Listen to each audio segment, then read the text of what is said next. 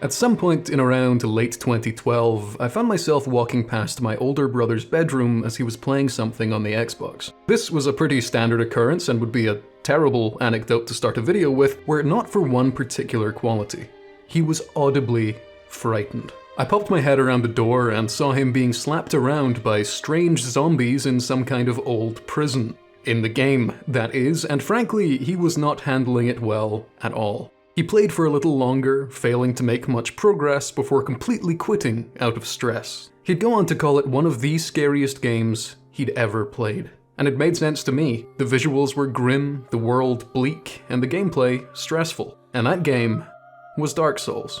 Since then, I've personally gone on to play Dark Souls, its 2 sequels, its predecessor Demon Souls, plus the series adjacent games of Bloodborne and Elden Ring, many times. And while I never experienced quite the level of terror that my brother had, his reaction never left me. So for many years, I've had one question simmering away in the back of my mind. One question that, after all this time, I've decided to finally try to answer.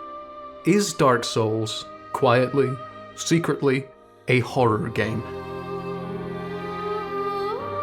Nah, of course it's not. Yeah, it's got horror elements, but it's not like a horror game. It's in the same boat as stuff like Fallout, Warhammer 40k, The Elder Scrolls, Warcraft, and 1,000 other IPs with similar dark elements. What, you thought I was gonna get all video essay on you? Gaslight you into some contrived opinion with entirely cherry-picked information so I can pretend that I'm bringing something new to the table while hiding the fact that I just want to talk about a thing that I like? No.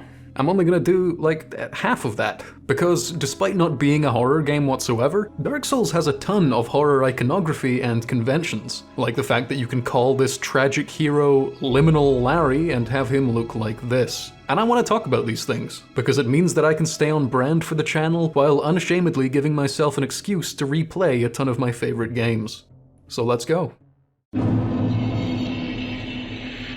The game opens with us, a lowly undead in a prison cell, awaiting, quite literally, the end of the world. And I guarantee that this man deserves that hefty sentence. Thankfully, a kindly fellow throws a human corpse at us which contains the key to our cell, and we escape into the dingy halls beyond. We can see that the other undead folks here are not having a great time, all things considered. Hell, some aren't even in cells, they're just wandering around, long having lost any sanity or ambition. Somebody told me to stop making jokes about Milton Keynes, so I won't say what we're all thinking. There's also a giant stomping demon wandering around behind some bars, and frankly, the logistics of getting him in there are frightening enough. Moving forward, noting that there are no guards or really anything stopping us from exploring this prison asylum, we enter a large empty hallway, and are greeted with this.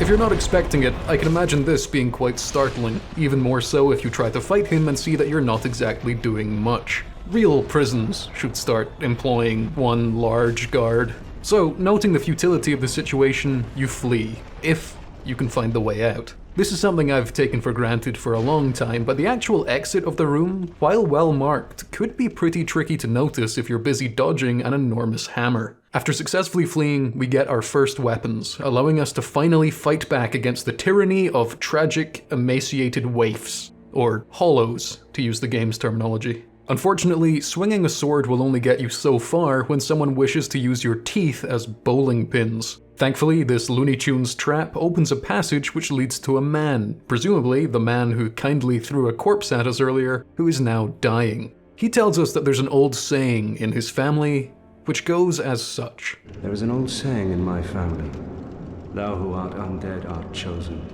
and thine exodus from the Undead Asylum maketh pilgrimage to the land of ancient lords. When thou ringeth the bell of awakening, the fate of the undead thou shalt know. Frankly, that feels a bit much. My family's saying was, you can always tell a fifer, but you can't tell him much, which is far less clunky. A few more hollow enemies later, we get to re-challenge the asylum demon. We leap onto his head, piercing his brain with a sword and annihilating like 50% of his HP. And it's at this exact moment that the area stops being quite so eerie. We finish him off, and that gives us either a large key belonging to a pilgrim or a regular key belonging to a large pilgrim, and we leave the asylum in the traditional fashion, in the clutches of a giant crow. It may feel that I simply described the asylum in its entirety there, and that's because I did. Don't worry, I won't do that for every area in the game, but I did do it for a good reason.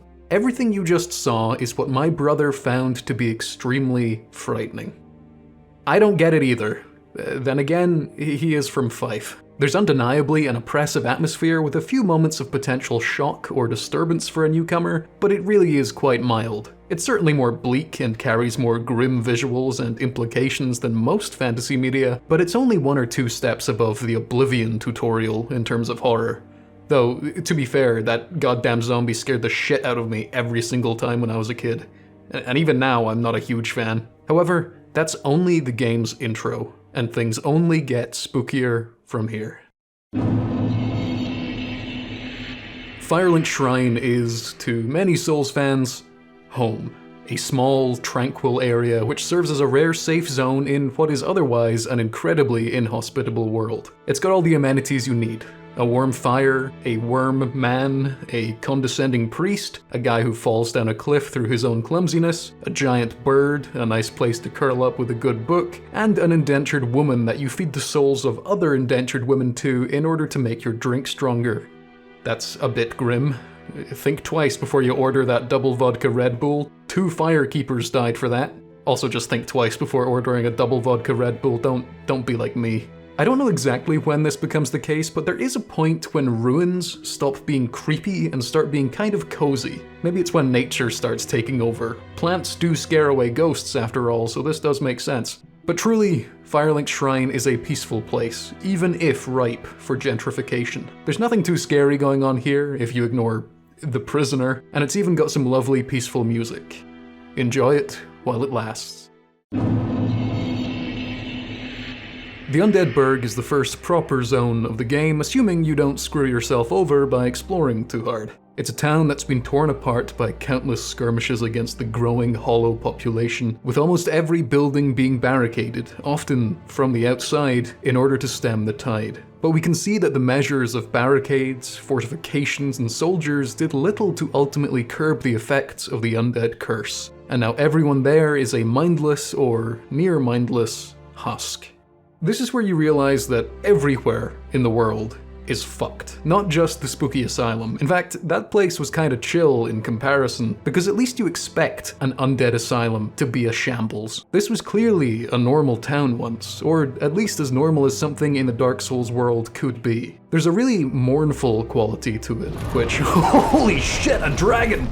Or a drake, technically. The difference is that dragons have 4 legs and separate wings, and a drake's text child actors. On top of the drake jump scare, there are some guys who jump out from behind bookshelves in such a way which might startle you, as in a carnival haunted house. But if you actually take your time to look at these enemies, or even your own body when hollowed, which is something that happens after you die, they're pretty gross. Desiccated, peeling skin stretched thinly over bone, atrophied muscle, open wounds, genuinely pretty fucked up stuff. In an actual horror game, it would be intense, but not so much here. This is an ongoing theme for the entire game, but I'll talk about that more later. There's also a creepy merchant man here whose voice rubs me the wrong way.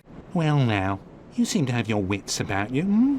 Then you are a welcome customer. So I rub him the wrong way in return. Why me? But the most sinister foe here is this mysterious Black Knight, a towering, armor-clad menace who gets parried into oblivion. Lamau, get fucked. He was guarding the best item in the game, one of those mood rings from the 2000s.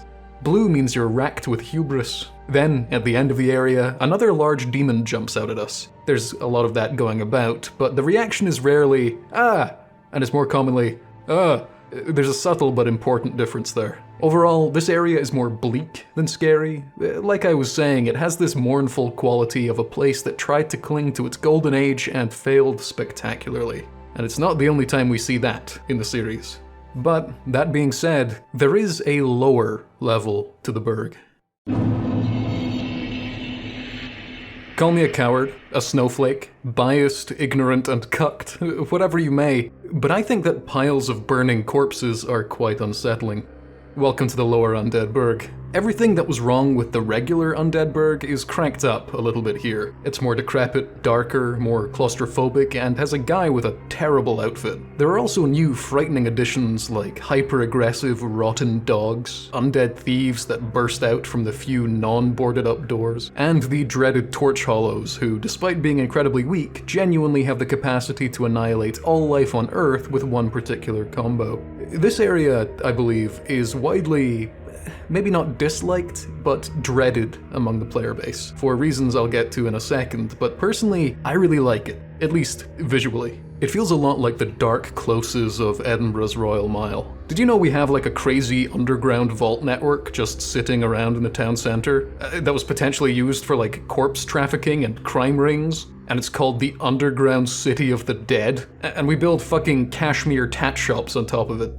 What a species we are. There are some great videos from the channel Don't Scare Claire if you want some fun ghost stories about those places. They're in the description. But yeah, this area is pretty infamous, not only for its incredibly aggressive enemies and claustrophobic environment, but also for its area boss, the Capra Demon. For many people, their least favorite Capra ever. He's a wannabe pyramid head bastard with 2 pet dogs that attack you in the smallest room ever. Thankfully, I knew this ahead of time and used the totally intended tactic of throw firebombs over the wall to damage him and lure out his dogs so I can kill them through the boss fog before the fight actually begins. But the 1-2-3 combo of Asylum Demon, Taurus Demon, and then Capra Demon was certainly enough to scare away a lot of players. Not through fright, but through difficulty, including myself for a time. The Taurus Demon was my roadblock, which is insane to think about now. But after killing the Capra Demon, From Software's second scariest goat demon, we move on to the next area, which is far cozier. But before we go, we find another creepy merchant, and this one sells moss. I'd never tried to kill her before, and I gave it a go. It turns out that if you try, she then monologues about sending you to hell for like a minute straight. It's fantastic.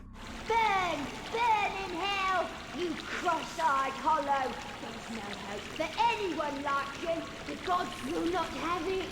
Die, die, die, die, die 1,000 times again. Curses upon you and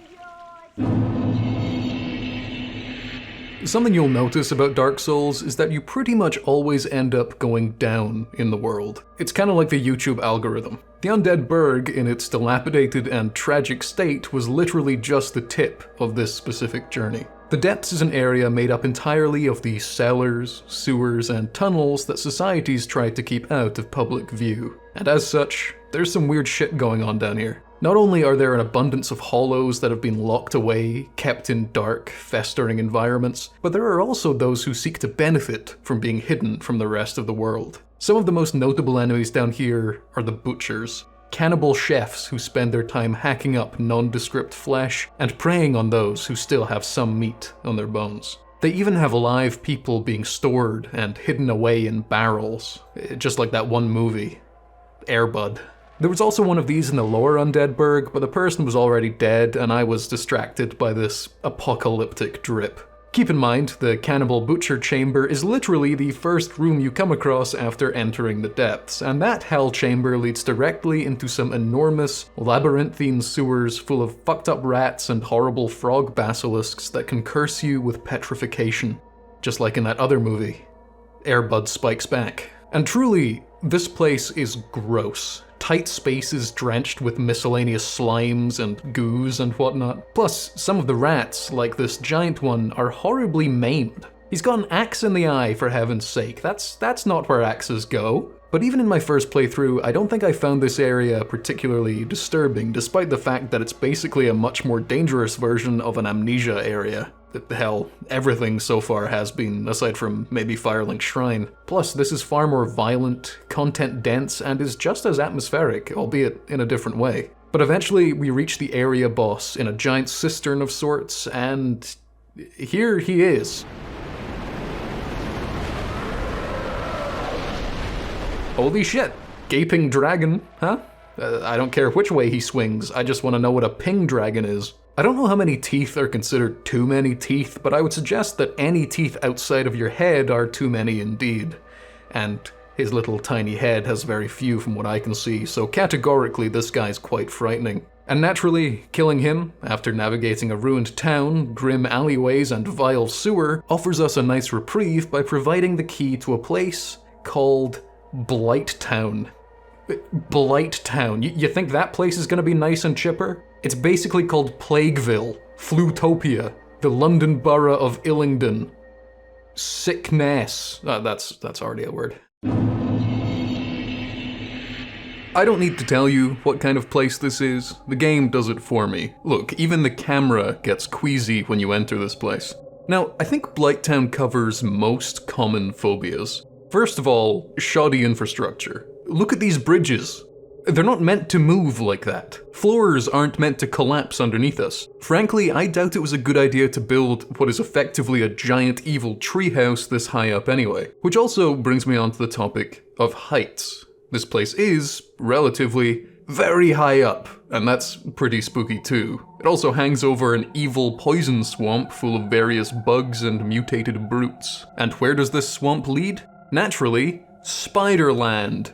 Giant wormy Spiderland, which is accessed through a horrific nest hive, which I'm pretty certain will set off whatever the opposite of trypophobia is. So, spiders, illness, heights, and bad property management are all covered. I think the only popular missing phobia now is for clowns. But there is somebody called Maneater Mildred who invades and tries to kill me, and I must say she's an honorary jester for that one. Blighttown is another infamous zone in Dark Souls. Maybe the most infamous, because it's hard to navigate, it's riddled with environmental traps and crazy enemy density, it's constantly barraging you with health-draining poison and its evil older brother Toxic, and it's pretty dark on top of all of that. That's not even mentioning the grim enemy designs, which, again, like the hollows in the Undead Burg, often go unnoticed in the frenzy of everything else going on. Oh, and this area was also notorious for causing horrific performance on both PC and consoles for many, many years. I played through this at like 12 frames per second on my first playthrough on an old laptop.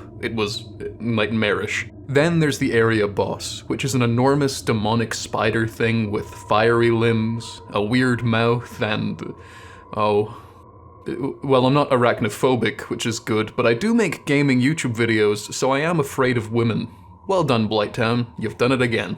Naturally, the horrible spider domain leads to a place called the Demon Ruins, which is full of lava and demons and parasites and so on. And I think you get the pattern now. Things escalate in Dark Souls. We went from creepy asylum to creepy town to creepy sewers to creepy swamp to a Resident Evil boss called Ceaseless Discharge.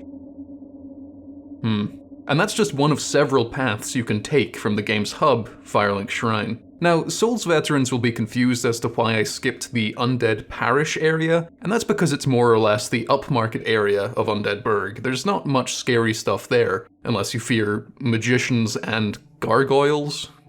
What are you, a smurf? That being said, there is an area inside the church of the Undead Parish where a huge number of hollows gather to do something. It's unclear. Why so many, presumably former citizens were gathered here is up to interpretations, but it comes across as quite sinister once you know what these mages are all about. But anyway, not every area has horror imagery or sensibilities, and I'm not just going to summarize the whole game. But there are a few more areas worth talking about. So let's discuss those in no particular order. If you were designing the city of the gods, what kind of grand entrance would you want it to have? Yep, me too, pal. A giant saw trap. Sen's Fortress is a beloved area in the game for not just how fun it is to navigate, but also how comparatively silly it is to the rest of the game. Want to run around on precariously thin walkways and rafters while enormous pendulum blades swing back and forth and magic snake people shoot lightning at you? Why the hell not? You deserve this fun little break after completing the average British package holiday experience. Eventually, you start getting giant bowling balls and exploding orbs thrown at you by some goofy giants, which are a bit less elaborate than the pendulums and dart traps of before, but hell, we're still having a good time. It speaks to the tone of the rest of the game that this torture gauntlet is something of a reprieve. Visually, it's quite dark, and of course, the various traps bring a certain hostility to the mix, but it's not nearly as horror adjacent as anywhere else we've seen so far. At least to me. And I think it was intentional. People in the community have been asking for years why this place is called Sen's Fortress, and quite recently, the answer was discovered. It turns out that Sen's Fortress is actually Japanese for Takeshi's Castle, which tells us everything we need to know. To end this funhouse romp, we get to watch a guy called Iron Tarkus kill a giant robot while we cheer him on. I fucking love this place, even if Tarkus dodges my hug. But nah, it's not too scary. Anor Londo gets off to a strong start with its horror imagery, because we get kidnapped from the fun robot fight arena by horrible mole rat bat demons. Plus, the area's name is an anagram of London. And that's scary. But other than that, the most prevalent unsettlement to be found is in the slight eeriness of being in an almost entirely empty city. Anor Londo is meant to be the city of the gods, where the most powerful and celebrated beings live. I mean, it's certainly bright and clean enough, but where are they? Practically speaking, the scariest thing here is having to run along some rafters and avoid being shot by a pair of trained SAS snipers. But what Anor Londo is best known for is having one of the most infamous boss fights of the 2010s right at the end, which I genuinely beat on my first try on my old slow laptop, and I will never shut up about that. Shout out to the power of the Zweihander, which of course is German for Takeshi's Castle. People still talk about these two like they're the benchmark for boss difficulty, but difficulty standards for these games have changed somewhat over the years. Also in Anor Londo, there's a big painting you can touch, and that certainly qualifies as horror because listen to the sound effect they use when you do so. I did not edit that in. They put that sound effect there. It was a different time. Then again, they did add a vine boom to a more recent Elden Ring boss.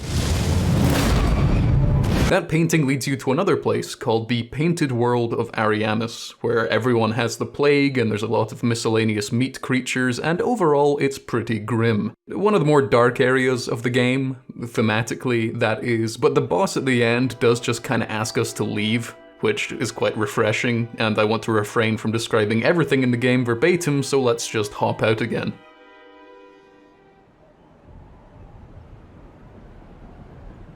Everything is dark. Why did that happen? Wait a sec, I have the button somewhere here.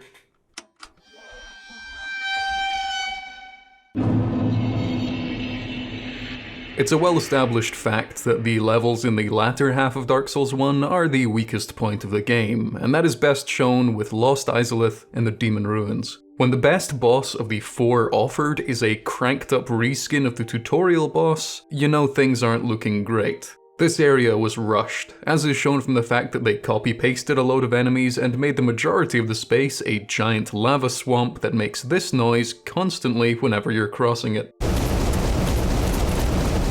Then it ends with the Bed of Chaos, which...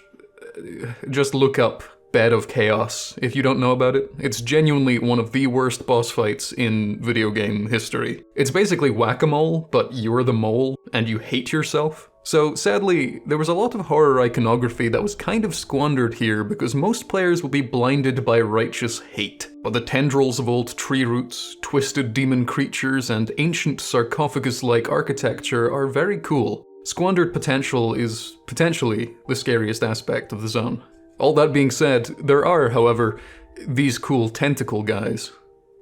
I like them very much. Listen to the sound they make when they walk.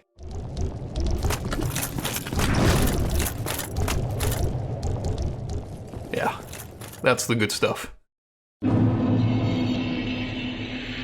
I've avoided talking about lore for the most part because Dark Souls lore is a hefty topic, and the games are pretty famous for being intentionally obscure, contradictory, and confusing with it. But knowing a bit of lore makes this place, the Duke's Archives, way more unsettling. So, in the game's intro, we're told that at first, the world was all grey and made of dragons, until a fire started, some horrible little mole men found some cool souls in the fire and then used their power to rebel against the dragons, starting the Age of Fire and the Reign of the Gods. But there was one dragon called Seath the Scaleless, who was presumably mocked by the other dragons for obvious reasons. His name is Seath. So he betrayed the dragons and joined the side of Gwyn, the Lord of Sunlight, and his friends. This earned him a place in the Age of Fire as a lord, effectively being Operation Paperclipped into senior government. If you don't know what Operation Paperclip is, it was that thing they used to have on old Windows PCs. And Seath used this new position of power to create the Duke's Archives, a facility for the study of magic, science, and, most importantly, Seath's own pursuit of immortality.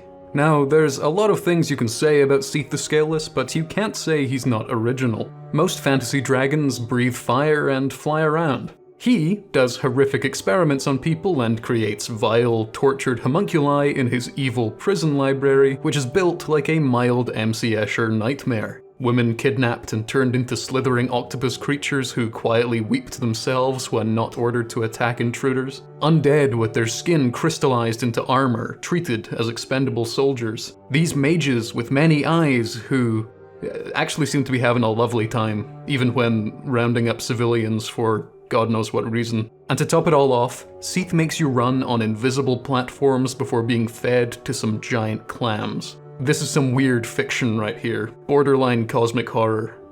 I like it. This is one of the more conceptually horrifying places in the game. Visually, it's weird, but not necessarily scary. But when you think about the position that it holds in the world, it becomes among the most sinister. An unethical nightmare playground given to an insane scientist just because he appeased those in power. Unchecked abuse of the everyman in the vain pursuit of personal gain. All of which towers above even the city of the gods, which could mean nothing. This doesn't seem like the kind of game to make scathing criticisms of human history.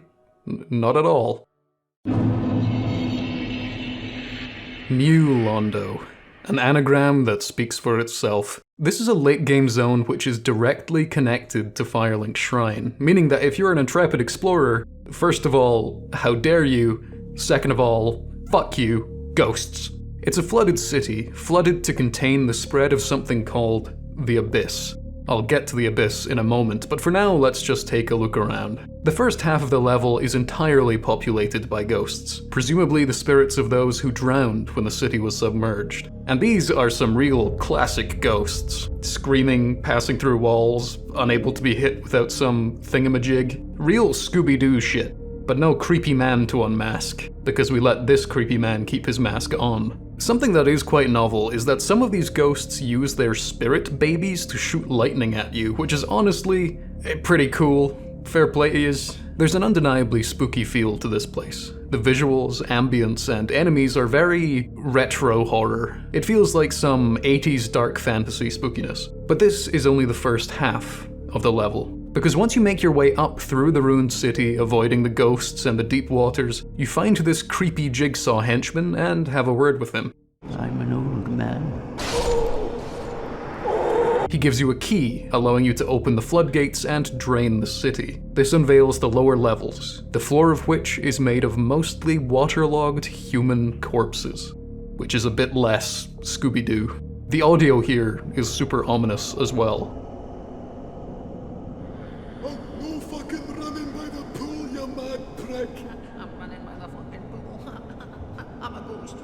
But unfortunately, the vibe is ruined by these LARPers dressed as skeletons. These goddamn fools, they could never be as frightening as the real thing. Alongside these skeleton men are writhing masses of human corpses that shoot out spears at you, but the real main event is hiding in the boss room.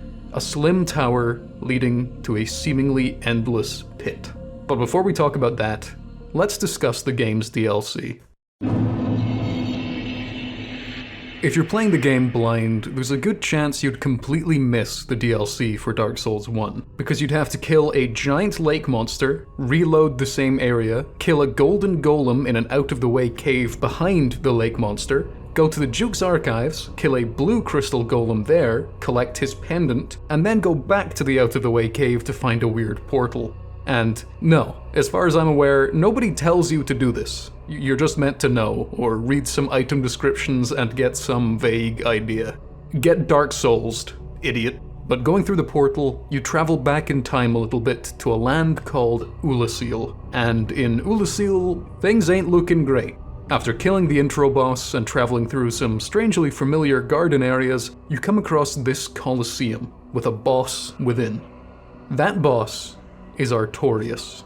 Artorias was one of Gwyn, the de facto god's, main knights. Artorias was tasked with combating the sinister forces of the Abyss, a somewhat mysterious yet seemingly unstoppable entity that threatens the Age of Fire. As such, Artorias earned the title of Abyss Walker as he delved into the Dark Abyss directly in order to fight it. And all of this heroism, plus his, dare I say, aura as a boss fight, has landed him as one of the most beloved characters within the Dark Souls community. Probably the most beloved and hyped up character. Many people mourn the fact that we never saw him in his prime, as when we meet him, he's a husk of his former self. Many proclaim that a prime Artorias would be among the most challenging fights in the whole series, had it materialized. And this, my friends, is what I would say is the single scariest aspect of the Dark Souls series, and it's got nothing to do with the grim visuals or potentially disturbing stories within. There is one thing that Dark Souls 1,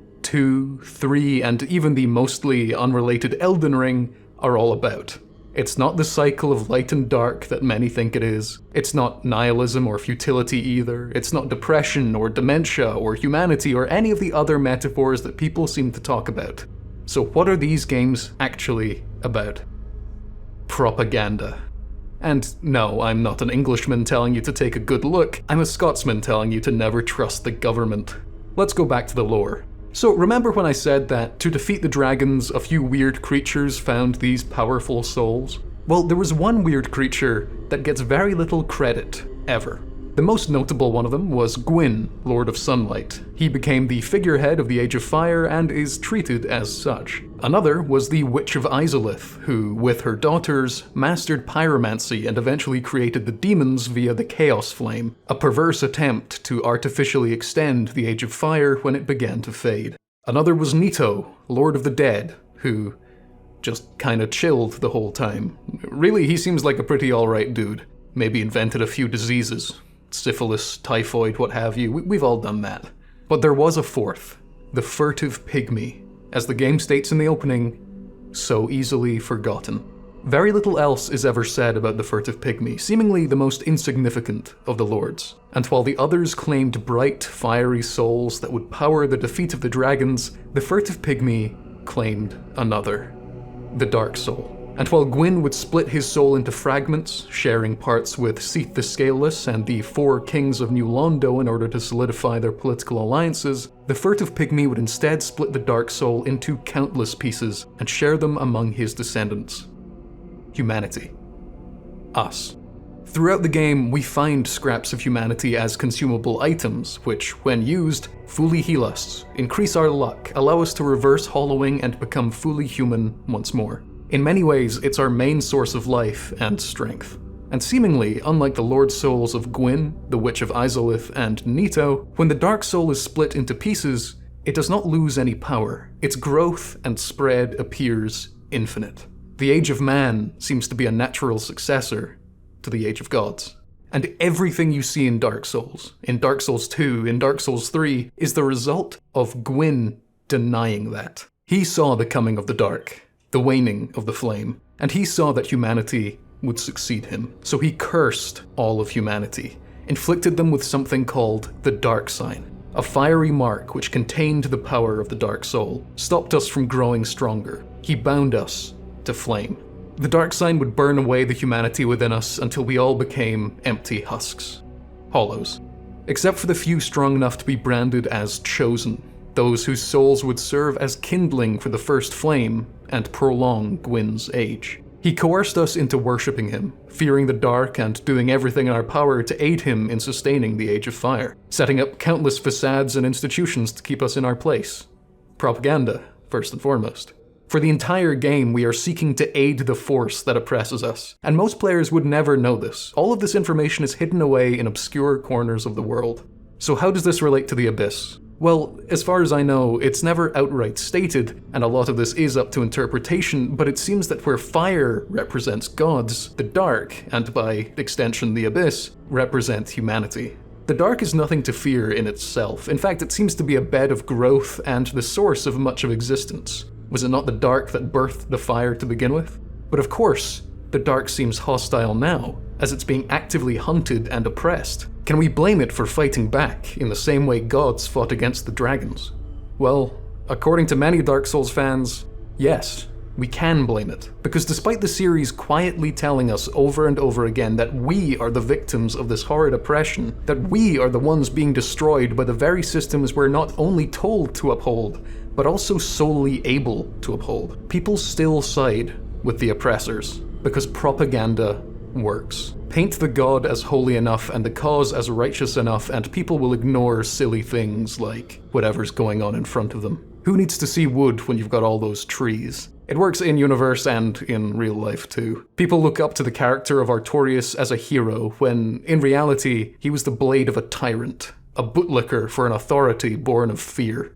And you know the best thing about Artorias, the Abyss Walker? Despite all of his fans, all of the people who hype him up and wish to see him in his prime, he failed. He went into the Abyss, challenged it, and then lost. He trapped his dog in a weird shield bubble, lost his mind, and then started killing random trash mobs on the surface. He utterly failed at the one thing he is celebrated for. Not only did he fail in Ulasil, but he also failed to stop the Dark Wraiths of New Londo, those skeletally armored folk who are basically just rebels against the gods. And when he failed there, they drowned everyone in the city instead. A targeted massacre of rebels and civilians alike. No wonder there are so many furious ghosts there. But do you know who does go down there and defeats the Abyss by killing its lord, Manus? Us. A lowly human, nerfed by design by a frightened, insecure god with no army, no knights, and no institutions to back us up. We do Artorias' work for him. Hell, we do it a few more times if you count the events of Dark Souls 2. And this is after, of course, we kill Artorias himself, or at least the savage, corrupted beast that remains, which, by the way, is potentially even empowered by the effects of the Abyss, as we see in the fight, so this may be his prime, regardless of his physical injuries. But despite seeing him in a state of abject failure, people still refuse to believe that he was a walking disaster. Why? Because again, people believe what they're told. Various vague item descriptions and pieces of dialogue and countless headcanons within the community paint him as a hero, but there is one item that tells us the truth. And fittingly, it's his very own soul. The legend that Artorias repelled the Abyss only told half the story. It seems that he was defeated, and his honor preserved by some unsung hero, who is the true victor over the Abyss. But people still don't act like it. And that, if anything, in Dark Souls, is horror. Propaganda so abundant and powerful that it makes us doubt our very own actions. And this is just one example of many throughout the series. Hell, they even took it up a few notches with Dark Souls 3 and several more with Elden Ring. I could, and kinda want to make a video about how basically everyone in Elden Ring sucks, and it's maybe the bleakest of all the games in terms of narrative. Let me know if you want me to make that video. It will make dozens of people very angry. If you want a character in the Dark Souls games that's like Artorias but actually cool as fuck, the Ivory King from Dark Souls 2 should do. He also kind of failed at his job, but did so nobly, intelligently, and with compassion. And even then, it was more or less a stalemate against a giant evil demon-spewing chaos flame. He also helped turn one of Manus' daughters from a creature of corruption to one of kindness, simply by being a great guy. Artorias could never. But I've spent too long talking about the game's DLC now, and more specifically about that bastard, so I'll rattle through a couple of other points and then move on. Another thing that's shit about Artorias is that he can't even protect his pet dog. He just gave it a shield and left it in hell surrounded by ghosts. It was the combined efforts of us and a cat that saved Sif the Great Grey Wolf. And then Sif was fine forever afterwards. They even put a statue of him in Edinburgh where you can touch his nose for good luck. And also, the Ivory King's pets were thriving, if anything, so that's another win for him. Plus, Artorias' girlfriend is a racist as well. I don't even care that I ate his and Manus' souls right next to her. Anyway, this DLC has some spooky stuff like the body horror, the abyss itself being dark and ominous, the chained prisoner enemies, but by far the scariest thing is the lack of appreciation for our own Herculean efforts. Remember that boss room in New Londo, the slim tower leading to a seemingly endless pit? let's discuss that now. We naturally jump into the Endless Pit. Then a boss fight begins. The Four Kings. These are the kings of New Londo who were corrupted by the Abyss and turned into awesome floating kaiju men. And this is what Artorias wanted to stop. But unfortunately we have to kill them to progress, and when we do, we're just kind of left here. In the Abyss. Alone.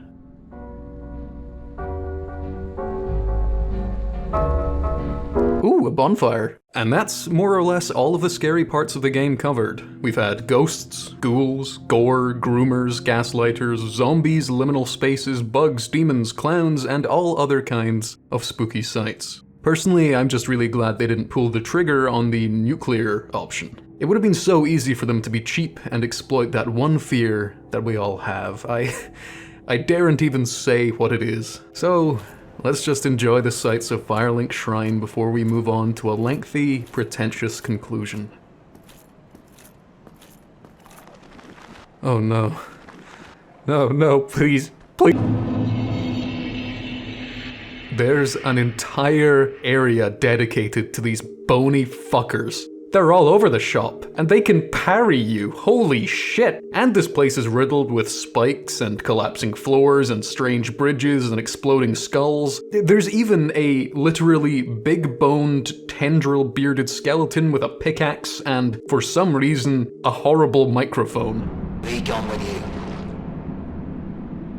You spoil my focus. And he's a smith, of course. We're already in the scariest place ever. Why not give our tormentors somewhere to sharpen their blades? At the bottom of the catacombs are one of the most feared enemies in the whole series. Bone wheel skeletons. What are they? They're skeletons tied to wheels, that's their whole thing, and fuck me, they're frightening. Their damage output, especially against low-level players, is brutal. Plus, it looks like the wheels are breaking wheels, the old torture devices used to shatter bones and the like. Pretty gruesome stuff, especially considering, in this case, the bones won. And at the end of the area lay a giant tomb, in which is one of the most interesting and disturbing bosses in the whole series. Pinwheel. A necromancer who was once in the service of Gravelord Nito before stealing some of his power and fleeing to the catacombs. It's a horrid amalgam of three bodies, the father, the mother, and the child, who now oversees the catacombs while conducting strange experiments deep in its depths. Stacks of ancient tomes, hanging bodies, medical implements, and scattered remains litter the giant tomb in which Pinwheel resides. It also has a unique boss theme. While most in the game are grand orchestral pieces with choirs, chanting, horns, and sweeping strings, Pinwheel's is much more sinister.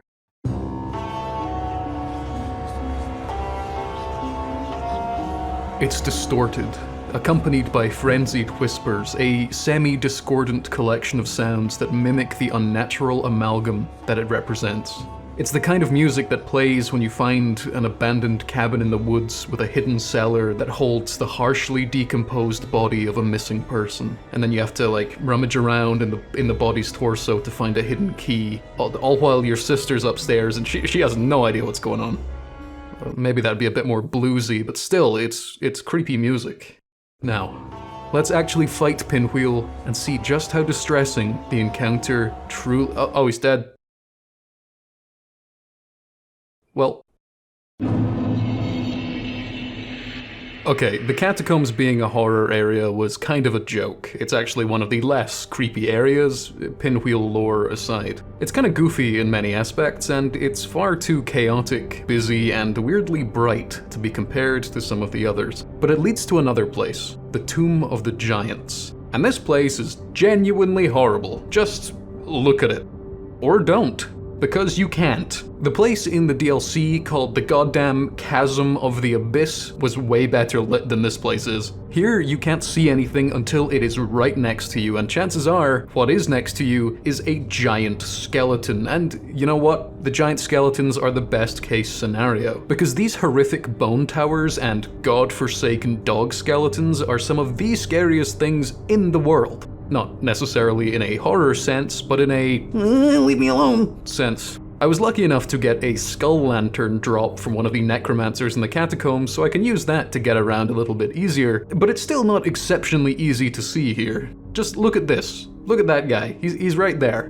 That's the difference, lantern on, lantern off. And I can't use my shield while holding this thing, which ruins my fashion completely. You can get another item, the Sunlight Maggot, to illuminate your way, but then I'd have to fully break out of the John Dark Souls uniform, and that's simply not happening. Plus it's called the Sunlight Maggot, and that's gross. At least we get to meet a nice man down here. Patches, a good man who just wants to share some treasure with us, a light shining in darkness, truly. Anyway, this area, while short, is one of the more consistently stressful ones in the game. Even if you know where you're meant to go in this complete darkness, you can still slip up and fall into one of many little holes or get cornered by some dogs. And a black knight for some reason. The latter third of the level is much more well lit, but leads you to a... Fuck off, Paladin Leroy, not now. The latter third of the level is much more well lit, but leads you to a horrible wet cave full of literal baby skeletons and like 30 pinwheels. And now that we're at the end, I want you to take a wild guess at what the boss of this area is. If you said 1,000 skeletons, you're only half right. That's a Dark Souls 2 boss, actually. This is 1,000 skeletons in a trench coat. He's got a creepy boss theme too, but Pinwheels is way more unnerving. Although Nito does scream at you when he does some attacks, and that's kinda creepy. And that is, actually, the last area of Dark Souls 1 that I wanted to discuss. If you want to know how the game ends, you beat the last boss in another area, and then you get this very strange cutscene. Well done, champion. You have defeated the dastardly Dark Soul and brought peace and prosperity back to the beastly kingdom. Now, pick your favorite hemisphere and we'll send you to a nice voice from there that can explain what the fuck you've been doing for the last 20-something hours. And that's that. So, to recap, we've taken a look at a lot of the creepier, more macabre, more scary elements of Dark Souls in both its story and setting. And there was a lot to look at. Yet, I still maintain that it's not a horror game. I don't mean that in a bad way at all. I'm by no means saying that it tries and fails to be horror, because it doesn't try to be horror at all. And you can tell that it doesn't try to be horror because there's way too much shit going on. To explain what I mean, let's first talk about what horror actually is. And I mean the genre, not the theme. A lot of things are horror themed without being horror.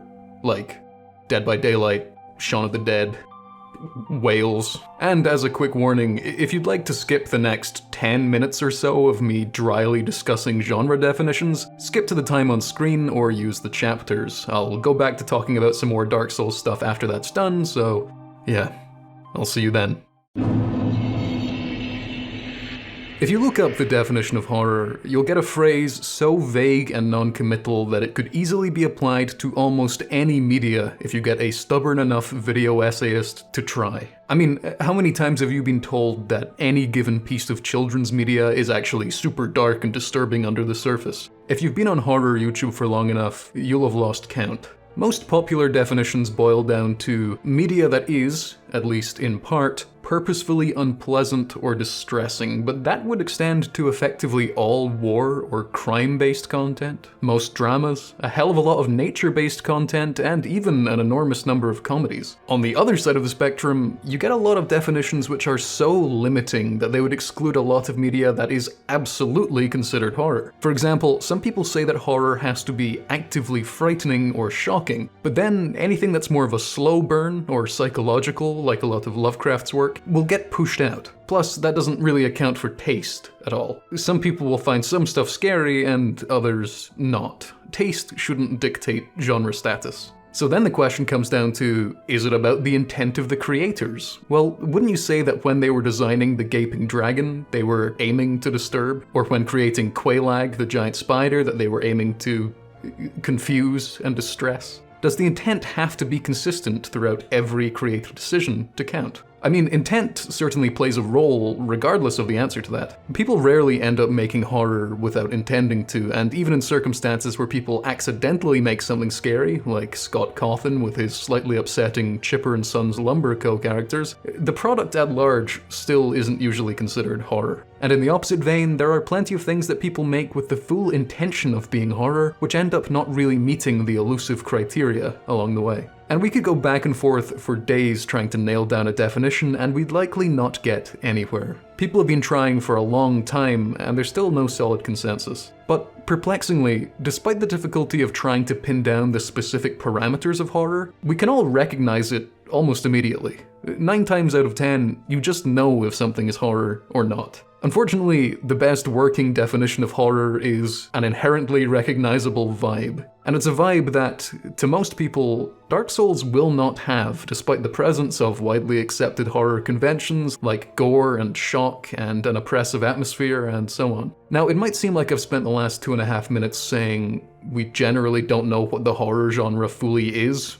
Sorry. And yeah, that's right. You've hit the nail on the head there, champ. But this was all just a preamble. We may not be able to fully articulate what horror is, but we can likely articulate what it isn't. Like Diogenes with a plucked chicken, I could provide a list of things in Dark Souls that could qualify it as horror, even though it's clearly not. And that, I fear, is what a lot of online discourse is. It's very easy to form an argument for something if you completely ignore the arguments against it. And that's just bad practice, which leads to incomplete and inaccurate conclusions. So, let's not just ask what qualifies Dark Souls as horror, but also ask what disqualifies it.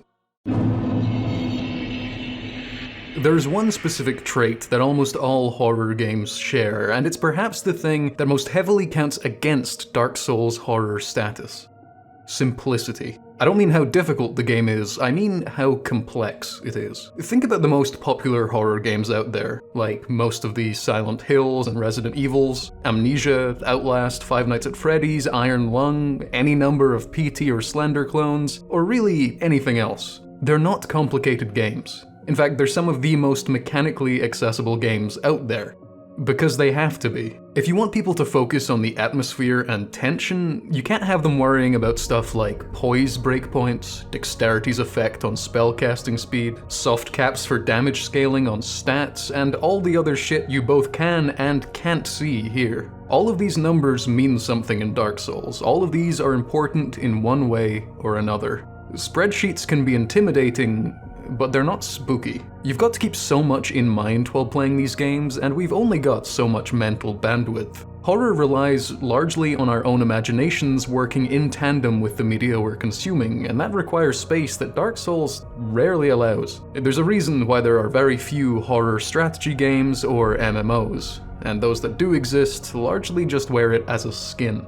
The next aspect is actually the difficulty. Now, I despise the reputation that Dark Souls and its surrounding games have. It's all marketing. Yeah, they're tricky, but they're not the hardest games of all time. I've beaten all of them, minus Sekiro, and I suck at video games. There's always a headline that's like, Nightmare Rancher 4 is the Dark Souls of farming simulators. Fuck off. Sorry, I made up a guy and got angry at him, but others like him do exist. However, the games are certainly challenging, partially due to the mechanical complexity and partially due to the developers wanting to keep you on your toes. And that's great, but compare that to something, again, like Silent Hill 2 or Amnesia. Amnesia is a trivially easy game. It literally revives you whenever you die and despawns monsters for you. Silent Hill 2 and other traditional survival horror games are very good at feeling difficult, but if you actually look at the amount of resources they give to you and how forgiving a lot of the combat is, it's really not that difficult at all. If you're playing on regular difficulties, that is, but even if you do play survival horror games on harder difficulties, don't you think it's quite a different experience? It becomes about how to overcome a challenge, how to optimize routes and learn enemy patterns, and not how to avoid the scary thing. Just look at something like Five Nights at Freddy's. In most of those games, the first couple of nights are really quite straightforward, even if they feel super tense. The later nights do get hard, sometimes too much so. Not that the games suffer for it as a product, but as a horror entity, it can lose some of its edge. Watch Markiplier's Let's Plays of some of the games, and you can see the fear gets slowly replaced with frustration in the more brutal levels. The horror atmosphere more or less vanishes with those, replaced with pure mechanical challenge after not much time at all. And the last point working against Dark Souls' horror is scope. The game feels huge. I don't mean in terms of playtime, but you're traveling all over the place. It feels like an adventure, a journey through a fully fleshed out world, despite taking place in not a small area, but not an enormous Elder Scrolls-esque open world either. Meanwhile, most horror games take place in one location, be that a town like Silent Hill or Raccoon City, a castle like Brennenburg, or even one room like the security office in Five Nights at Freddy's. There's definitely a wide range of sizes that horror games use in their settings, but they're usually much more self-contained than Dark Souls' Lord Run. This is the weakest point because there are other horror games that do explore larger areas, but I can't help but bring it up as a contributing factor alongside everything else I've mentioned. And in trying to quantify what stops Dark Souls from being horror, I've come to realize that horror is extremely fragile. There are so many ways to accidentally jump the shark, distract us from the atmosphere, or otherwise change the genre. How many horror games become pure action or adventure when they crank up the pace and spectacle? Just look at Resident Evil 5 and 6. How many horror comedies are actually just comedies with a horror theme, like Shaun of the Dead, which I mentioned earlier? The only other genre I can think of that's so delicate is like romance, because romance stories can become psychological thrillers real fast. Some media can blur the lines between horror and other genres without making any sacrifices, but those are rare exceptions. The best example I can think of is in the Stalker series. If there's a fence separating horror from non-horror, Stalker is the fence. And with that in mind, I think that ultimately horror is best described as an illusion. It's a combination of atmosphere, imagery, pacing, and restraint that have to be kept in such a tight balance as to keep the audience on board. To borrow a term from professional wrestling, of all things, horror is kayfabe. For those who don't know, kayfabe is the illusion in professional wrestling that the stuff going on in the ring is real.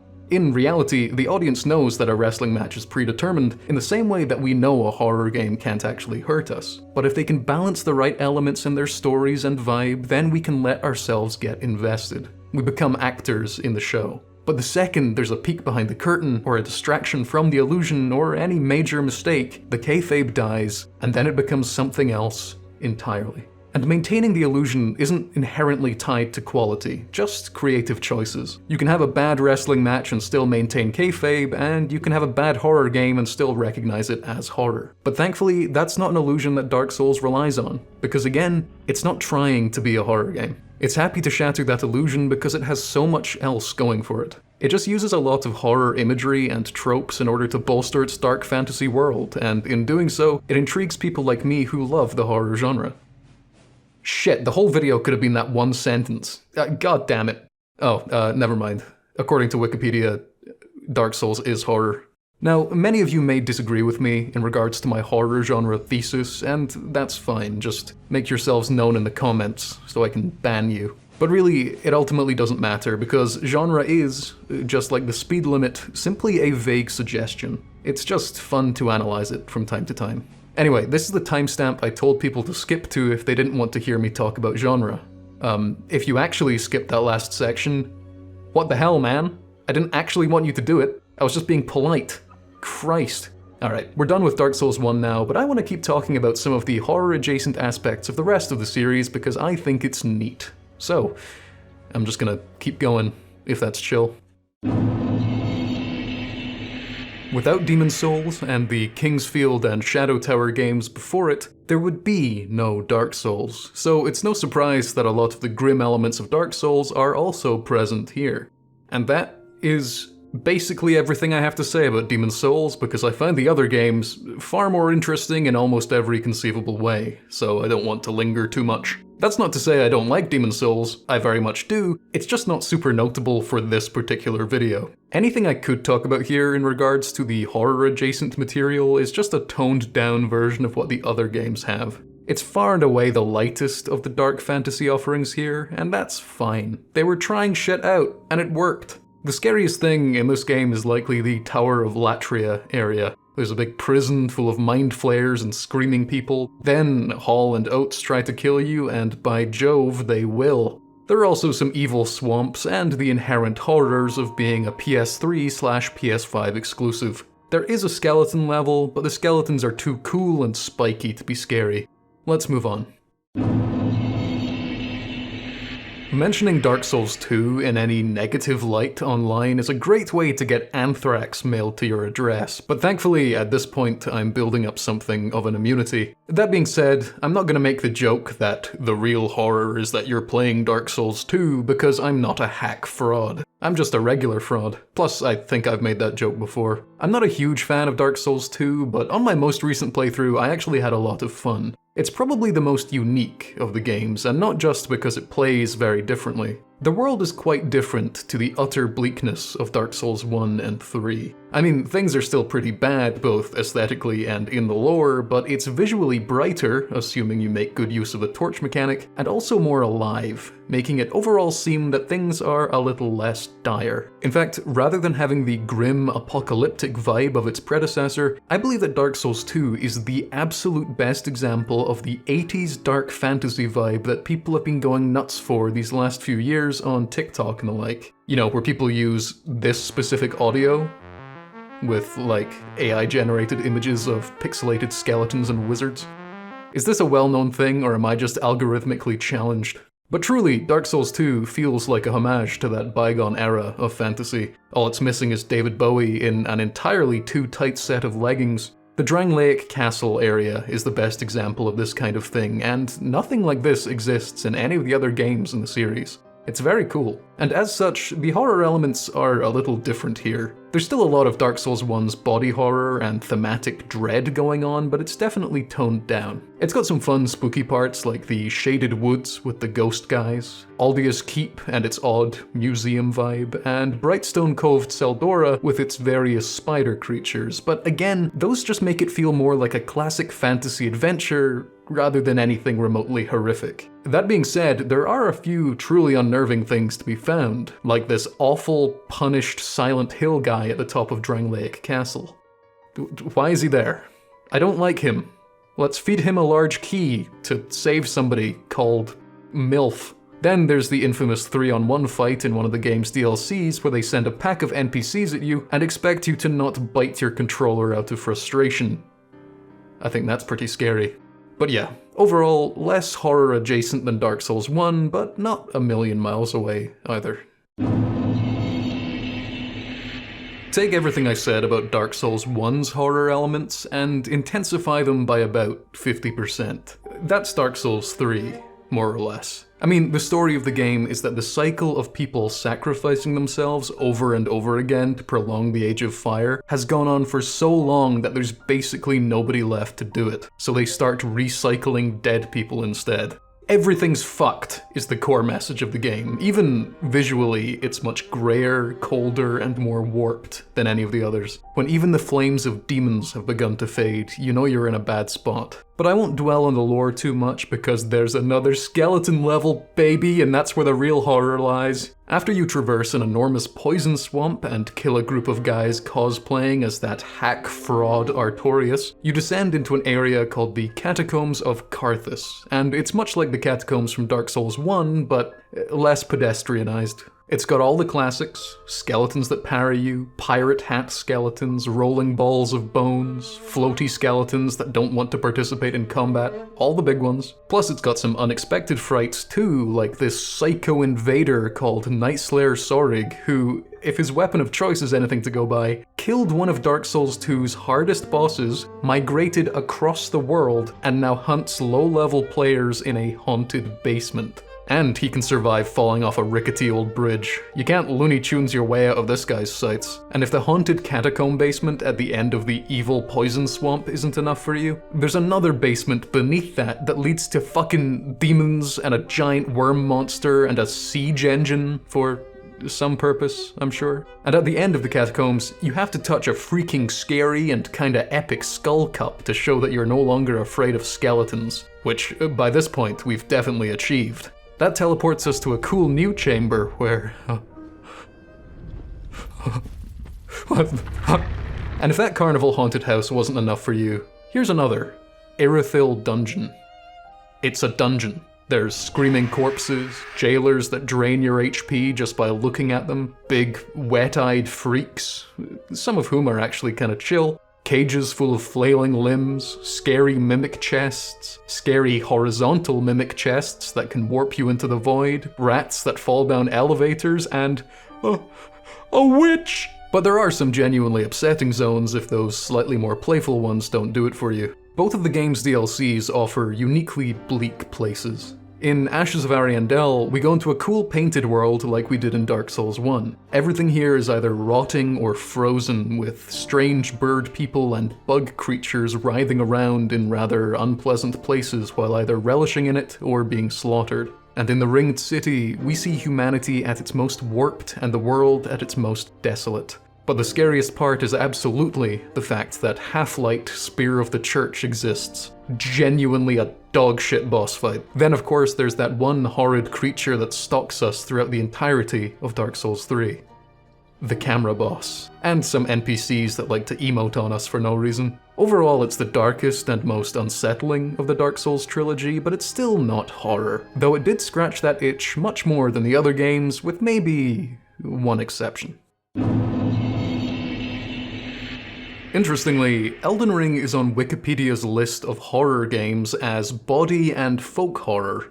I hope to one day join it. Now, Elden Ring is an enormous game. There's so much to talk about with it, especially in regards to horror imagery, but I won't. You've already been here for over an hour. Let me know if you want me to make that video about Elden Ring that I mentioned earlier. For now, I'm just gonna share some of the spooky highlights in the game. There's a shit ton of bodies in Elden Ring.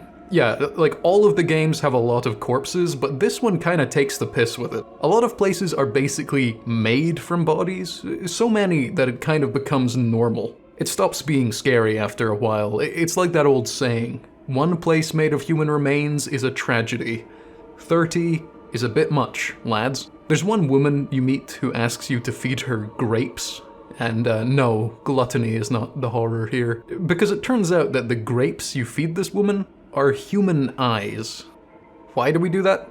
Because it's funny, I guess. A little grim, perhaps. Then again, even after we tell her that she's been eating human eyes, she just kinda keeps going. There's a whole subset of society which is willing to donate their flesh to enormous grafted monstrosities that are so abhorrent they'd make Frankenstein say, "Crikey, my guy seems a bit underwhelming." Then there's this guy that yells about terror incarnate and moans a lot while laying on the ground, so surely that means there's horror about. You wouldn't know it from this, but this is actually one of the coolest characters in the entire franchise. And there's a load of other weird shit in Elden Ring which is absolutely horror adjacent, like the big iron maidens on wheels that kidnap you with fleshy tendrils, or the hyper-aggressive leprosy curse that infests an entire region, or the guys that wear flayed god skin and roll around like Beyblades, or the fact that everyone's Welsh. But now the cat is out the bag. But there's one area in Elden Ring's DLC which is genuinely very unsettling.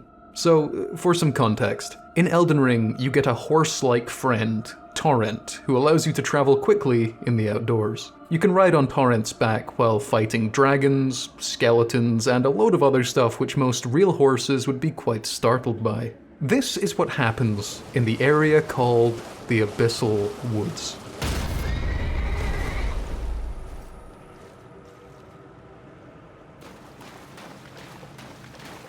The spectral steed is frightened and cannot be summoned. Crikey. For some more context, in all of these games, players can leave each other some customizable messages based on specific templates, allowing you to say things like "fort, night" or "amazing chest ahead." Rarely, outside of tutorials that is, you can find developer messages. And when it's in a game series as obfuscating and ambiguous as the FromSoft games, developer messages are usually a big deal. So following our horse getting frightened, we are given several developer messages, all in a row. Turn back while you are yet able. Don't let it see you. Once you are seen, there is no escape. It cannot even be touched. Holy shit, there are Dark Souls 2 fans in these here woods. I'm sorry. Unfortunately, the area is massively underwhelming after this point, if not very atmospheric. If you're wondering what the creature that we're being told to avoid is, it's just the average Aberdeen resident. And there's very little else going on until you get to the end of the zone, but still, the build-up is maybe the most pure horror thing they've ever attempted. There are also some sheep that do the Sonic roll, and that kind of lightens the mood. But ultimately, despite having some of the most graphic content in any of the games, Elden Ring is much more of a sad game than anything else. Oh god, what is going on? And that's all I wrote in my notes for the other games, at least all that relates to horror stuff. If you've made it this far in the video, I'm genuinely a little surprised. I'm pretty sure that almost everything of actual value and substance was said within the first 2 minutes, so I can only assume that you're either hate watching now, or you find some kind of enjoyment from this.